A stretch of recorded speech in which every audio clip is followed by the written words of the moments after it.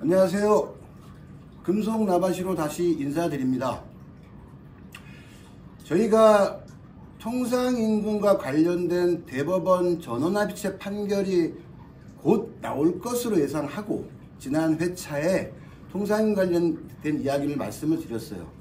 그리고 바로 나바시로 동지들께 인사드리려고 했었는데 판결을 보고 나서 바로 설명드리지 않아도 웬만하면 대충 무슨 이야기인지 알겠다 싶어서 저희가 바로 찍지 않고 조금 늦게 이렇게 인사드리도록 됐습니다.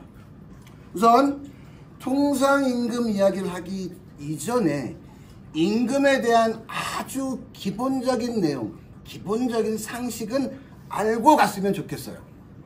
우선 임금이란 왜 넘어가냐? 임금이란 노동의 대가로 지급하는 일체 금품을 이야기하고 있는데, 다만 이 임금에서 우리가 출장 갔다 하는데 그 교통비를 그 금액만큼 실비 변상해줘, 혹은 은혜적으로 지급하는 것들은 임금이 아닌, 즉 노동의 대가로 지급하는 일체 금품을 임금이라고 합니다. 그리고 이 임금은 4가지 원칙이 있어요. 첫 번째, 통화로 직접 근로자에게 전액을 지급해야 한다. 그리고 정기 지급일, 월 1회 이상의 정기 지급일에 지급해야 한다라고 해서 통화불, 직접불, 전액불, 정기 지급일, 이 4대 원칙이 있어요. 그런데 우리 현장에 아직 남아있는 상여금이 2달마다 한 번씩 주는 경우도 있어요. 또 어떤 임금은 1년에 한 번씩 주는 임금이 있거든요. 그거는 왜 그러냐면 매월 1회 이상 정기 지급일에 지급하는 것이 원칙이지만 어떤 임금의 특성에 따라서는 1개월을 초과해서 지급할 수 있다라고 되어 있고, 그것이 금기법 시행령 23조에 나와 있어요. 그래서 1개월을 초과하는 기간의 출근 성적에 따라 주는 정문수당, 1개월을 초과하는 일정 기간을 대해 지급하는 근속수당, 또 어떤 사유에 인해서 1개월을 초과해서 지급하는 장려금, 능률수당 또는 상여금, 이런 것들이 있어요. 그 다음에 기타 부정기적으로 지급하는. 그래서 매월 1회 이상 지급해야 되지만 이걸 초과해서 지급하는 경우도 그 지급일에 지급해야 한다라고 해서 4대 원칙, 통화로 본인에게 전액을 그리고 지급하는 날에 지급해야 한다. 정기 지급 원칙, 이것을 임금의 4대 원칙이라고 합니다. 그리고 이 정기 지급일에 회사가 전액 또는 임금을 지급하지 않아요. 그런 경우도 있습니다. 그러면 이 못 받은 임금은 언제까지? 받기로 한 날로부터 몇 년? 3년 이내 청구해야 하고, 3년을 초과하면 받지 못한다. 그래서 임금의 소멸시효는 지급하는 날로부터 해서 3년이다 라고 말씀드리면서, 적어도 임금에 대해서는 이 정도 상식은 가져야 한다라고 생각돼서 말씀드렸고, 이제 이번 판결 나온 통상임금 대법원 전원합의체 판결 내용을 간략하게 소개해드리기 전에, 실무적으로 임금은 3가지가 있습니다. 첫 번째, 최저임금. 최저임금은 뭐냐? 누가 정한다? 국가가. 왜? 적어도 우리나라에서, 이 땅에서 일하는 노동자들의 최저의 삶을 유지하기 위해서 국가가 정한 임금을 바로 최저임금이라고 해요. 저는 좀 거칠게 어떻게 표현하냐? 우리가 사람이니까 개처럼, 돼지처럼 살지 말아라. 그래서 국가가 매 1년마다 1월 1일부터 12월 31일까지 정한 임금, 최저임금.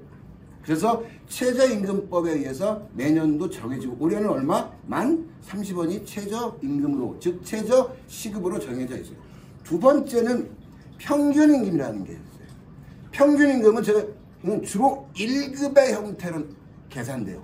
왜냐? 평균 임금은 평상시에 정해져 있지 않아. 그래서 평균 임금은 계산하는 날짜에 따라서 약간의 변동은 있어요.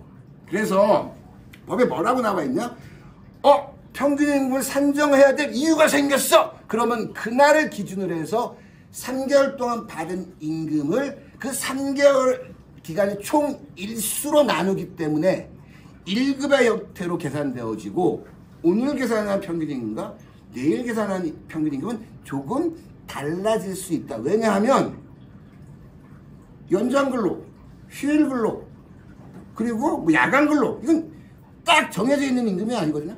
하게 되면 지급하는 임금이라 그 임금에 약간의 오차가 생긴다고요. 그래서 평균 임금은 계산하는 날짜에 따라서 금액의 변동이 있을 수 있고, 그리고 1급의 형태로 나타난다 라고 말씀을 드려요. 그런데 있잖아요, 1년에 한 번 받을 수도 있고 받지 못할 수도 있는 임금이 하나 있어요. 무엇? 12월 혹은 1월 달에 지급하는, 대체적으로 연차수당이라는 게 있습니다. 어떤 노동자는 그 3개월 안에 연차수당이 들어갔어. 운이 좋네. 나는 계산할 때 연차수당이 빠져 3개월 안에 빠졌어. 이러면 평균 임금 오차가 있으니까 이렇게 매월 지급하지 않는 임금은 어떻게? 나누기 다 더해서 나누기 10이 한 달치가 나와요. 그럼 곱하기 3 해서 3개월치의 평균을 내는 거죠. 이런 경우도 있습니다. 1월부터 6월까지는 연장근로가 되게 많아. 그러다가 7월부터 12월은 하나도 없어. 그러면 내가 1월 1일 퇴사하려고 봤더니 연장 휴일 야간근로 하나도 없어. 그럼 평균임이 떨어질 수밖에 없거든요. 이렇게 들쭉날쭉한 임금은 1년의 평균을 내서 3개월치에 해당되는 임금을 넣어줌으로써 그런 들쭉날쭉을 없애야 되는 거죠. 예전에 이런 경우가 있었습니다. 정년을 앞두고 10일 앞두고 해고된 사람이 있었어요. 어떤 사업장에. 어떤 경우였냐면 그 회사는 퇴직 혹은 정년 퇴직을 앞두고 10월부터 12월까지 연장근로를 좀 더 많이 하는 거, 야간을 좀 더 많이 하는 걸 인정을 해줬어. 그래서 대충 조금 더 일해서 뭐냐면 퇴직금을 좀 올렸는데, 이분이 아마 반장님이셨는데 다른 사람 시키지 않고 본인이 계속 본인만 하는 거야. 그러니까 막 퇴직금이 확 올라갔지. 그래서 회사가 하지 말아라 했는데 계속 하신 거예요. 그래서 정년 퇴직을 10일 앞두고 해고된 경우를 봤거든요. 그렇게 뭐냐면 팍 올라가는 것들은 연 기준 평균을 내서 계산하는 것이 좀 일반적이다, 이렇게 말씀을 드립니다. 여기까지 임금에 대해서 기본 상식을 말씀을 드렸고요. 이제 이번 판결에 대해서 좀 간략하게 말씀드리겠어요. 이번 전원합의체 통상임금 판례와 관련된 사업장은 두 군데요. 하나생명보험 그리고 현대자동차입니다. 이 판결 내용은 아주 간단해요. 어렵지 않아요. 첫 번째, 통상임금에 대한 판단 기준을 바꿨다. 두 번째, 소급표는 없다. 즉 2024년 12월 19일 이후부터 적용된다, 이렇게 했어요. 그래서 이 소급표가 없는 문제, 그리고 세아베스트 사건이 빠진 것, 이게 이 대법원 판결의 전 문제점이라고 생각합니다. 우선 판례 설명을 좀 드리면, 첫 번째, 그동안은 통상임금을 뭐라고 했냐, 소정근로의 대가로 정기적이고 일률적으로 지급하기로 정한 뭐 시간급 임금, 뭐 주급임금, 월급임금 혹은 도급임금, 이렇게 정의가 내려져 있었고, 어디에? 금기법 시행령 6조에서. 그리고 이 조항을 대법원에서 어떻게 해석을 했냐, 예전에는 통상임금 중에서 통상임금이 되려고 하면 정기성, 일률성, 고정성을 충족해야 돼. 이 세 가지 요건을 충족하는 임금이 통상임금이야, 이렇게 금기법 시행령 6조를 그렇게 해석했습니다. 첫 번째, 정기성이란 뭐냐, 일정한 간격을 두고 계속적으로 지급하는 임금, 즉 매월마다 혹은 두 달마다 혹은 1년마다 이렇게 일정한 간격을 두고 계속적으로 지급하는 임금은 정기성을 충족한다라고 했어요. 일률성 뭐라고 해석했냐면 그 임금을 모든 노동자가 받아요. 혹은 일정한 기준이나 조건을 충족하는 경우에 지급하는 임금은 일률성이 충족한다라고 해서 모든 근로자에게 받는 건 뭐 더 설명드릴 게 없고 특정한 자격증을 갖고 있는 사람들만 줘. 자격증이라고 하는 기준과 요건을 충족하는 사람들만 줘. 혹은 이런 경우도 있어요. 회사가 통근버스를 제공하는데 특정 부서, 특정 노동자들은 이 통근버스를 이용하지 못해. 즉 통근버스를 이용하지 못하는 기준, 못하는 조건에 의해서 지급하는 교통비 이런 것들, 그리고 근속이라고 하는 기준과 요건에 따라서 지급하는 근속수당 등등등은 일률성이 충족되는, 통상 일률성이 충족된다 이렇게 해석을 했어요. 그리고 요번에 문제가 됐던 고정성, 이 통상임금에 대한 정의는 근기법에 없어요. 근기법 시행령이 있는데 초정근로 또는 총근로에 대해 정기적 일률적으로 지급하는 임금인데 갑자기 예전 판례에서 고정성이라는 개념이 들어왔어요. 고정성이라는 것은 뭐냐? 사전에 확정되어 있어야 되는 거예요. 사전에 결정되어 있어야 된다는 거야. 그런데 우리 사업장의 상여금은 지급일 현재 재직자에게만 준다라고 되어 있으면 예전 판례에서 2013년 12월 18일 판례에서 뭐라고 했냐? 아니 이 상여금 지급하려고 하는데 이 사람이 재직하고 있는지 없는지 사전에 모르잖아. 그래서 재직자 조건이 붙은 임금은 고정성이 결여되어서 통상임금이 아니야 이렇게 설명을 했다는 거죠. 그리고 현대차가 예전에 3개 업체가 합병된 회사인데 그 합병된 회사 중에 한 업체가 이런 조건, 상여금을 지급받으려면 너는 적어도 15일 이상 근무를 해야 돼. 즉 15일 이상 근무를 못하면 지급하지 않아 이렇게 되어 있었어요. 그래서 이 사람이 15일 이상 근무할지 근무를 못할지 사전에 확정되어 있지 않잖아. 그래서 최저 근무 일수 조건을 가진 임금은 고정성이 결여되기 때문에 통상임금이 아니야 라고 2013년 12월 18일 대법원 전화에서 그렇게 판결을 했던 거예요. 그래서 재직자 조건이 붙은 상여금 또는 각종 수당은 통상임금이 아니다. 그리고 최저 근무 일수 이상을 근무해야만 지급하는 각종 임금은 통상임금이 아니다. 그렇게 해석을 했었던 거죠. 그런데 이번 대법원 판결에서 어떻게 나왔냐? 근기법 시행령 6조 통상임금 정의에 아니 고정성이라는 개념이 어딨어? 없잖아. 이것은 그리고 그런 개념이 들어옴으로써 회사가 통상임금을 낮추기 위해서 재직자 조건을 붙여버리거나 최저근무 일수를 붙여버리면 통상임금에서 배제되잖아. 그것은 문제가 있어. 그래서 앞으로는 통상임금을 판단할 때 고정성이라는 개념은 판단하지 마.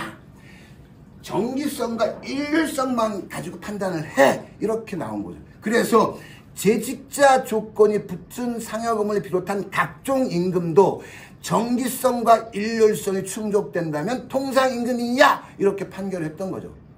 최저 근무 일수 기준, 즉 며칠 이상을 근무해야 이 임금을 지급해 라고 되어 있지만 그건 판단하지 마. 그 임금이 일정한 간격을 두고 계속적으로 지급하고 있는지, 모든 노동자 또는 일정한 조건과 기준에 충족하면 지급하는지, 이 정기성과 일률성만 가지고 판단을 해. 이게 이번 대법원 전원합의체 판결의 핵심 내용 중에 첫 번째 하나입니다.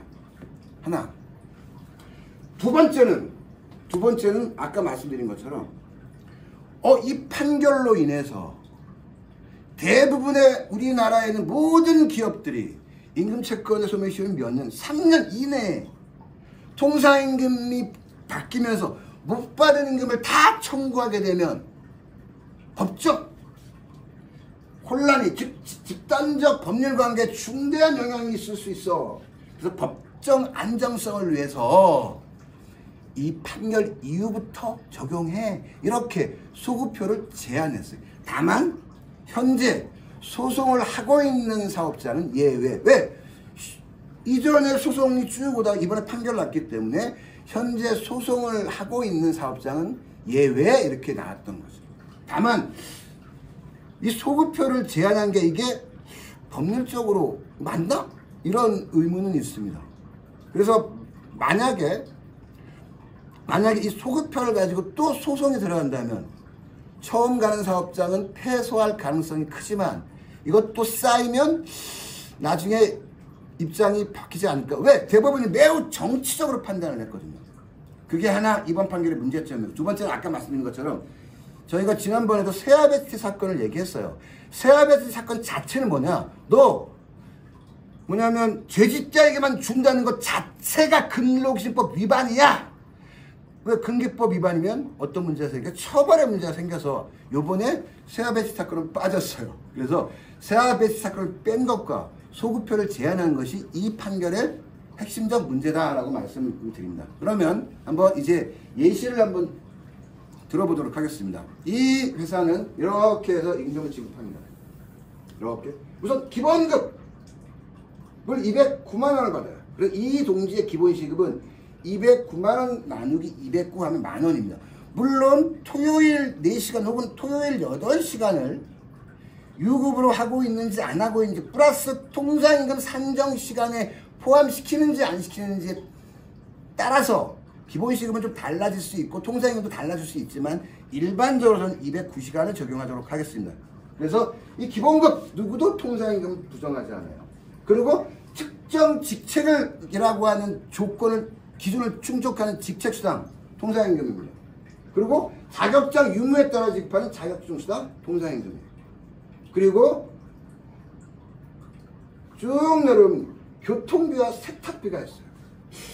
교통비와 세탁비가 임금인가?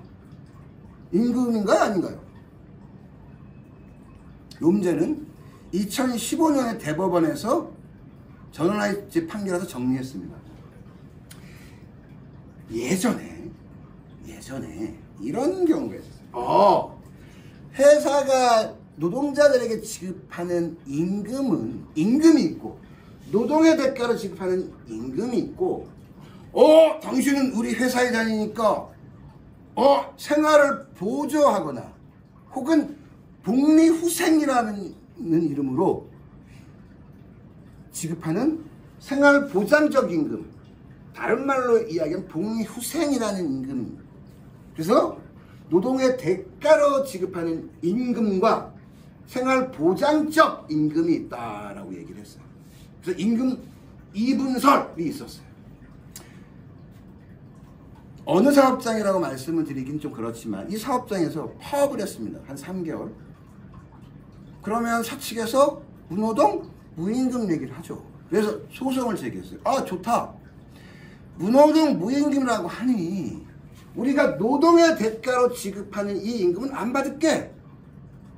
노동의 대가가 아닌 생활보조적, 생활을 보장하기 위한 혹은 복리후생, 이거는 줘야 될 거 아니야 라고 소송을 제기했어요. 왜? 그 당시까지만 해도 임금 이분설이 일반적이었거든. 근데 대법원에 뭐라고 했냐? 대법원 전화를 했어요. 야! 생활보장적 임금이 어디 있어? 복리후생이 어디 있어? 그것도 임금이지! 이렇게 정리해버렸습니다. 그래서 그 노동자들은 대법원에서 패소했습니다. 그런데 어떤 현상이 발생했냐? 그동안 복리후생적 임금이라고 해서 생활보조적 임금이라고 해서 평균 임금 계산할 때 임금이 아니라고 했으니까 뺐던 금액이 평균 임금으로 들어왔습니다. 그리고 그 이후에 어떤 문제가 발생했냐? 이 복리후생, 생활보장적 임금이 정기성, 일률성, 과거에 고정성 충족하니까 통상임금이잖아 라고 해서 계속 소송이 쌓였어요. 그래서 초기에는 좀 패소했겠죠. 이후에 계속 다 복리후생 임금 다 임금이기 때문에 과거에 정기성, 일부성, 고정성을 충족하면 통상임금이 아니라 다 통상임금 왔던 거다. 다시 올게요. 그러면 교통비 세탁비는 뭐다? 임금. 그쵸? 2095년 이전에는 복리후생비라고 해서 생활보정적 임금이라고 해서 뺐어요. 평균임금도 안 넣어줬어요. 그런데 1995년에 임금 2분설이 깨지면서 복리후생적 인 것도 다 노동의 대가인 임금으로 들어가죠. 그러니까 교통비, 세탁비도 당연히 통상임금인 거죠. 왜? 매달, 정기성, 교통비, 모든 근로자 혹은 통근버스 이용 못하는 조건 충족하잖아요. 세탁비, 사무실은 안 줘. 매달 3만 원을 주는데 매달 누구한테? 현장직 노동자들한테. 현장직에서 일한다는 기준과 조건을 충족하잖아. 매달 정기적 주죠. 그러니까 그래서 그동안 이 사업장은 기본급, 직책수당, 자격증수당, 교통비, 세탁비를 통상임금으로 봐서 이렇게 봐서 다 기본급, 직책, 자격, 교통비, 세탁비 다 더해서 뭘 290시간을 나눠서 통상임금이 11,100원이다 라고 해서 연장근로 24시간 했으니까 11,100원 통상임금의 1.5 곱하기 24시간. 휴일근로도 통상임금 곱하기 150% 곱하기 16시간. 야간근로는 50% 할증만 돼요. 왜? 기본적으로 일하는 것은 기본급으로 들어가니까. 그래서 야간근로 80시간에 50% 11,100원. 휴일날 연장, 휴일근로 150% 연장 50% 할증해서 200% 통상임금 11,100원 곱하기 200% 곱하기 8시간. 그래서 이렇게 금액을 계산해서 줬어. 그런데 이번 통상임금이 판단 기준이 바뀌었습니다. 판단 기준이 어떻게? 그동안은 재직자 기준이라는 이유로 상여금의 기본급의 50%에 해당하는 상여금을 통상임금에 넣어주지 않았어요. 그리고 재직자 기준이라는 이름으로 매년 한 번 지급한 휴가비를 통상임금에 넣어주지 않았어요. 그런데 재직자 조건이라고 하는 고정성이 판단 기준이 통상임금에서 제외됐기 때문에 이제 정기성과 일률성을 충족하냐 안 하냐 보면 상여금 매달 지급합니다. 기본급 50%. 매달 정기성, 일률성 다 지급해요. 예, 휴가비 연 1회 1년마다 예, 일정한 간격을 두고 계속적으로 지급해. 20만원. 그리고 누구한테? 모든 노동자들. 혹은 현장 노동자한테. 그렇죠. 연 1회. 그래서 이제 상여금과 휴가비도 통상임금에 해당됩니다. 그래서 기본급, 직책, 자격, 교통비, 세탁비 플러스 상여금, 휴가비 20만원인데 연 1회 지급하잖아요. 그러니까 20만원 나누기 12 하면 16,667원이 되는 거고 다 더하면 378만6,667원입니다. 요걸 몇 시간? 일반적으로 209시간으로 나누니 18,118원이 됐어요. 11,100원이었던 통상임금이 18,118원이 됐습니다. 그래서 이분이 똑같은 조건으로 노동을 했다면 11,100원이 아니라 18,118원 곱하기 1.5 24시간 18,118원 곱하기 150% 곱하기 16시간 18,118원 곱하기 50% 곱하기 80시간 18,118 곱하기 200% 곱하기 8시간 계산이 쭉 나왔습니다. 그래서 비교해 봤어요. 비교. 변경 전에는 이 금액을 받았습니다. 이제 똑같은 조건으로 근무한다면 이 금액을 받게 되겠죠. 차액을 계산해 봤더니 연장근로 252,648원. 요 금액에서 요 금액을 뺐습니다.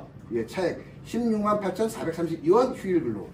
야간근로 28720원. 휴일 연장근로 148,524원. 즉 재직 이 사업장이 재직자 조건을 이유로 통상임금에서 제외해왔던 상여금과 휴가비를 통상임금에 넣었더니 통상임금이 11,100원에서 얼마로? 18,118원으로 올랐기 때문에 똑같은 연장근로, 똑같은 휴일근로, 똑같은 야간근로, 똑같은 휴일의 연장근로를 했다면 더 임금 인상 효과가 발생하게 되는 거죠. 저는 개인적으로 이렇게 생각합니다. 이번 대법원 전원합의체 판결의 의의는 첫 번째, 노동시간이 단축되면서 이전부터 노동시간 단축을 준비해왔던 사업장은 임금 손실이 거의 없었어요. 다만 노동시간이 단축되면서 조합원들의 총 노동시간이 줄 수밖에 없고, 그러면 연장, 야간, 휴일 근로가 줄 수밖에 없는데 그것을 준비하지 못했던 사업장에 우리 조합원들 임금이 손실이 발생했습니다. 그 임금 손실 부분을 이번에 판례로 일정 부분 해소할 수 있게 됐다. 그럼 첫 번째 의미. 두 번째는 연장 근로에 대해서, 휴일 근로에 대해서, 야간 근로에 대해서 할증률을 붙인 이유는 무엇일까 과연? 통상임금의 150%를 주라고 한 의미는 가급적이면 법정 노동시간을 일하고 나머지 시간은 가족과 함께 혹은 내가 하고 싶은 일을 할 수 있도록 그 시간들을 보장하기 위해서 통상임금의 150%를 주도록 되어 있었는데, 아주 과거부터 최근에 이르기까지 회사는 더 근로시키는 게, 사람을 채용하는 것보다 더 근로시키는 게 이득이었어요. 그러니까 더 많은 일을 시키려고 했던 거죠. 이렇게 통상임금이 정상화되면서 실제 우리 조합원들의 노동시간이 줄고 그 시간이 여가시간과 좀 세게 얘기하면 가족들과 행복하게 살 수 있는 시간으로 확보되는 게 노동이 정상화되는 과정이 아닐까 생각합니다. 그러면서 일정 정도의 임금 보존과 노동시간 단축이 함께 이루어지는 게 진짜 노동자가 나름 즐겁고 행복하게 살 수 있는 시대가 아닐까 말씀드리면서 금성나발시 마치도록 하겠습니다. 감사합니다.